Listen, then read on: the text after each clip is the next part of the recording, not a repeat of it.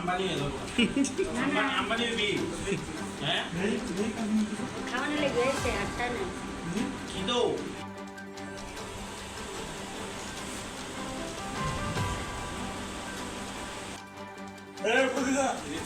Idisa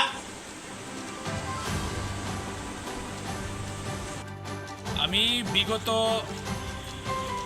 1.5 বছর 2 বছর ধরেই আমি সন্ধ্যার সময় আমার যুব মোর্চার টিম নিয়ে আমি সমস্ত জায়গাতে আমি নেশা বিরোধী অভিযান চালিয়েছিলাম। তখনই আমি বলেছি সমাজ ধ্বংসের মুখে, যুবকরা নেশায় আবদ্ধ হয়ে গেছে।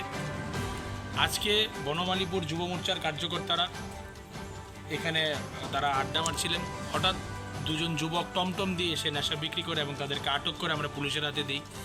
আমি সকল যুবকদের বলবো, যারাই এই লাইনে গেছেন আপনারা বেরিয়ে আসুন, খেলার মাঠে থাকুন, নিজেকে সাংস্কৃতিক জগতে আবদ্ধ করুন, নেশার সমাজ থেকে, নেশার জগৎ থেকে বেরিয়ে আসুন। নেশা এই সমাজকে ধ্বংস করবে।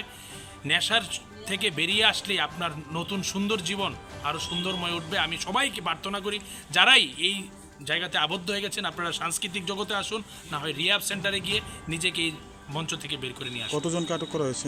আপাতত 2 জনকে আটক করা হয়েছে, সামগ্রী শুদ্ধ। আমি পুলিশ অফিসারের সঙ্গে কথা বলেছি, সন্ধ্যায় আমরা ওসি সাহেবের সঙ্গে কথা করব। সুমন নামে একজন ব্যক্তি যে ওদেরকে মাল বিক্রি করেছে, আমি বলেছি ওদেরকে এক্ষুনি আটক করার জন্য। কোন জায়গা থেকে আটক করেছে? আটক করা হয়েছে আসুন দলের সঙ্গে।